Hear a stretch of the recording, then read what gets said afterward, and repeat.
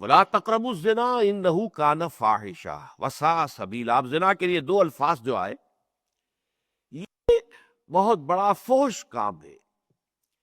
یہ فحش کام جو یہ حیا کی ضد ہے. یعنی اگر انسان زنا کا ارتکاب کرتا ہے تو اس کے اندر اللہ تعالیٰ نے جو حیا کا فطری حجاب رکھا ہوا ہے وہ ختم ہو جاتا ہے. اور آپ کو معلوم ہے کہاوت ہے فارسی کی کہ بے حیا باش و ہر چہ خواہی کن. ایک دفعہ یہ حیا کا پردہ اٹھ جائے تو پھر انسان جو چاہے کرے. پھر یہ کہ وہ بندش انٹرنل جو ایک ہے انسان کے لیے ریسٹرینٹ انٹرنل وہ ختم ہو گئی. پھر انسان چاہے جس وادی میں جائے منہ مارے، جو چاہے غلط کام کرے. تو چونکہ انسان کی انفرادی شخصیت کے لیے والحیاء شعبۃ من الایمان، حیا جو ہے وہ ایمان کا ایک شعبہ ہے، ایمان کا حصہ ہے، ایمان کا جز ہے، ایمان کی شاخ.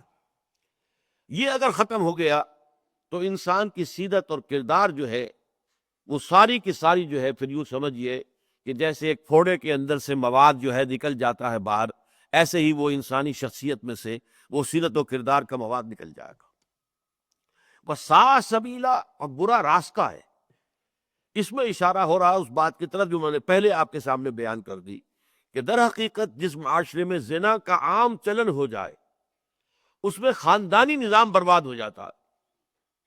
اگر عام چلن ہے معاشرے کے اندر زنا کا تو شوہر کو بیوی پر اعتماد نہیں ہوگا کہ پتہ نہیں میں جب دفتر چلا جاتا ہوں تو میرے پیچھے یہ کیا کرتی ہے. بیوی کو شوہر پر اعتماد نہیں ہوگا، یہ گھر سے باہر جب جاتا ہے تو کیا کرتا ہے مجھے کیا معلوم. وہ جو باہمی اعتماد کی ایک فضا ہوتی ہے، باہمی اعتماد کے ساتھ جو ہے پھر وہ ایک دوسرے کے احساسات اور جذبات کا لحاظ کرنا، ایک دوسرے سے محبت اور رافت اور الفت وہ ختم ہو جاتا. معاشرے کے معاشرتی بندھن کمزور پڑ جاتے.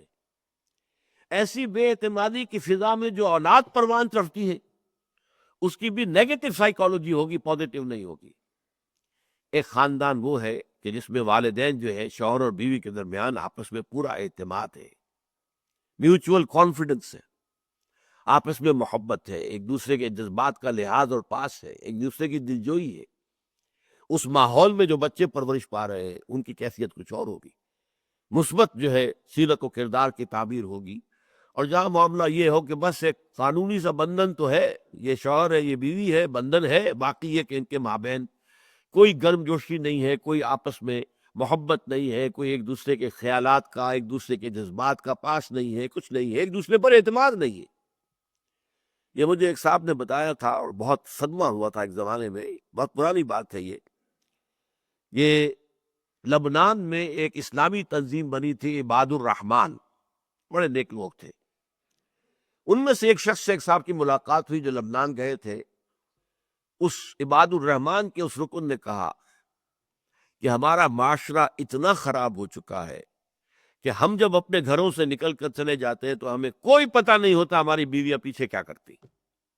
اب آپ اندازہ کیجئے اس معاشرے کے اندر مثبت جذبات کیسے پیدا ہو جائیں گے، کیسے اس کے اندر ایک سکون اور اطمینان کی کیفیت ہوگی. اس گھر کے اندر لِتَسْكُنُوا إِلَيْهَا قرآن مجید نے جو بیان کیا ہے تاکہ سکون حاصل کرو، اس گھر کے اندر تو وہ سکون پیدا نہیں ہو سکتا جس معاشرے میں یہ زنا کا چلن عام ہو جائے.